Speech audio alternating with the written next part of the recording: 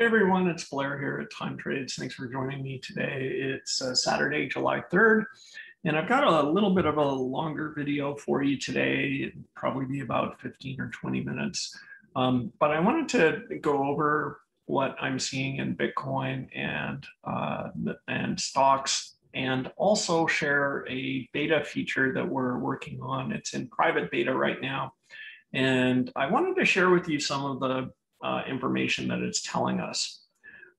So let's get started and we'll dive right in, starting with Bitcoin. So what you're looking at here, I'll show you my settings so you can replicate this. Right now I've got GAN waves on, okay? And on the wheel of 24, I'm showing the 24 lines with a wheel size of 7,200. That means that every $7,200, we see a horizontal line on the chart, okay? And I've chosen that number because you can see the $7,200 interval gives, it contains price really well. Okay, so what do we think is gonna happen next on Bitcoin? Okay, so since implementing the GAN waves, I've been starting my analysis by looking at those. And the reason is that it provides some good context for the overall market. And, you know, I'll go back to and reiterate something I shared earlier in a prior video about how it really gave a warning to this swoosh down in mid-May. Because if we look at what happened in the yellow period here in February was down, yellow period in March was down, yellow period in April was down. Well, what do you think is going to happen in the next yellow period? Yellow period in May was down hard, and it started earlier than ever, okay? So pay attention to those GAN waves, look for patterns in behavior in the purple and yellow colors, and also look for patterns in behavior in the black periods in between the waves.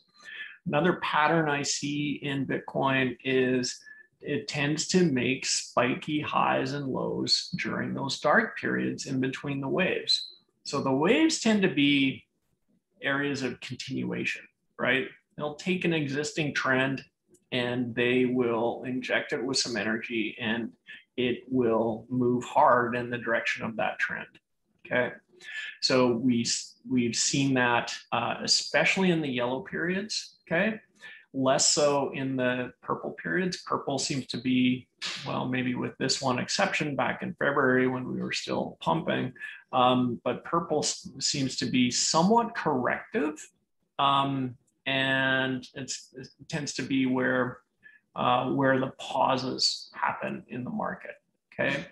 But black periods are where you can see the spike highs and spike lows. All right. So what are we expecting going forward here? Well, Time Trades is forecasting another move down here with about a 36% probability of a 1 standard deviation decline coming up July 5th. And that is at the end of a black period. So that could be one of these spike lows, maybe down here to this 24 line, who knows? And then we get a yellow period coming up. So the yellow period aligns with a pause in the forecast move down. So maybe it's something like this that we saw back here in June, where we got a spike low just before the yellow period, big recovery in the yellow period. And then we've got another forecast period of anticipated move down. This is a 21% probability of a 2 standard deviation move. And that is around July 13th. And again, that's after the green period ends and right when the black period is active. And that coincides with a forecast pivot low on July 17th. So you can start to see the outline of a forecast here. And this aligns nicely with past behavior. The other thing that I've noticed is there's a giant 57% probability of a pivot high over here on July 27th. And I want to alert you to a possibility that, you know, absolutely this is what the machine learning thinks is the most likely outcome. But in a small percentage of the cases, I have seen things actually invert, right? So occasionally, predicted pivot highs become actual pivot lows. And sometimes predicted moves down become actual moves up. All right, so this seems to be the major anchor point in time for the month, okay?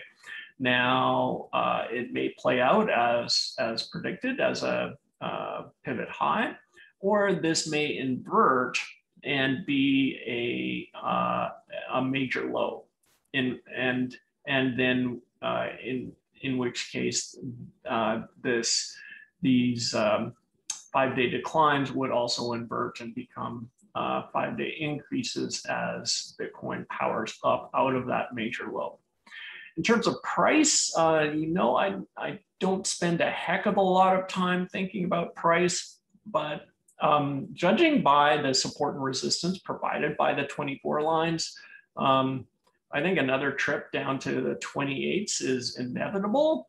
And if this does invert, then definitely the lower 20s are in play. We may get a spike low on a liquidity break down to as low as the 22 area, but that's only if this tends to invert. So I think there's one more wave down in Bitcoin. Long term, I'm bullish on Bitcoin, but yeah, I think we've got another wave of volatility incoming here, and that's what Time Trades is telling us.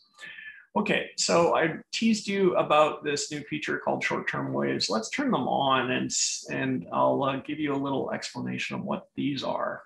Short-term waves are planetary indicators, and they're the same for all stocks. Okay, these are used today in the machine learning, but they are so important. I wanted to present them on the screen so that you can visualize them as well, and so that you can use the best neural network, which is the one between your ears, to combine this information with the other data that you know about price. So this is in private beta right now. There's only a handful of users. It's still kind of buggy. I don't want to release it until until the bugs are fixed. But what is accurate is the lines that we're seeing here. So you can see here, this dark blue line is interesting. If the signals that you should look at, the key points that you should look at are peaks in the lines, 0 points where it crosses this new 0 line. There's a new 0 line that's white, and troughs or valleys over here. So you can see roughly how crosses of the 0 line and these peaks and crosses, they do tend to occur very close to pivots, right? Often it'll be a few days early on these pivots. So in this case up here, it was like 3 days early. In this case here, it was 3 days early again. And we're coming up to one of these. And this is why I wanted to share it with you in this unfinished state, because dark blue is about to cross the 0 line today, July 3rd. So we've got that cross. And you can kind of take a look at, just compare the last couple of cycles, right? So if we go back and look at, this most recent cycle of blue, okay, corrective, right? It was a correction in time. And then prior to that, of course, that was the swoosh down. So what's going to happen next as this cycle switches polarity and goes below zero. And we head into this trough around July 30th, which also happens to coincide with this big pivot. So keep that in mind.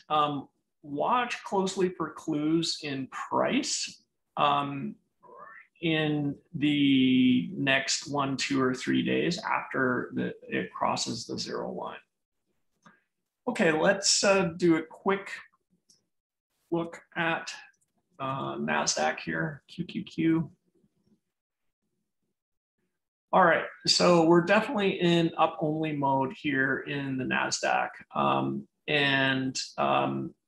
Again, just like Bitcoin, the black periods tend to coincide with pivots. Like here, we've got a major pivot high, here, pivot low, and a pivot high.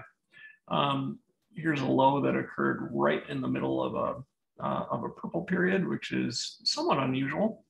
Pivot high, pivot low. So the pattern of prices in relation to the Gann waves that we saw in Bitcoin also seems to be a similar pattern here with QQQs, because we see major pivots, major spikes and corrections happening during these black periods. But look at the pattern here for the last 4 black periods.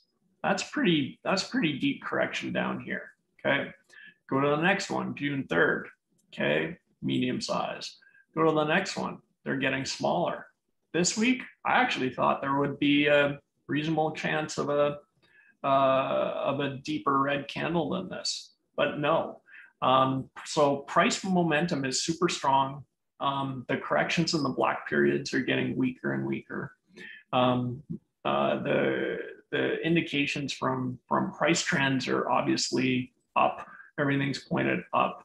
But under the surface, it's not a healthy market. Breadth is poor, volume was weak, lots of distribution happening. This is not a place to go long up here. So I'm going to be standing aside while this yellow period plays out. So this yellow period also tends to be a continuation period. I'm going to just sort of hang out, and I've got my eyes on kind of mid-July. And once this yellow period expires, then I think, near the end of it on July 9th or that Monday, July 12th here, that would be a time to take a look at price action, consider that closely, and maybe look at some moves that could target this pivot low down here on July 16th. I know a lot of other astrologers are noting that that date is active. There's a lot of bad astrology out there this month. Mars and Saturn and Uranus get together in a T-square, which is never a good thing and often full of surprises. So very unsettled astrology, although you can never tell it from the price. Anyways, I think I'll stop the video here. This is what I've been working on this week for you, and I will be working as hard as I can to get the short-term waves feature available to everyone, and so everyone can benefit from the information it's providing.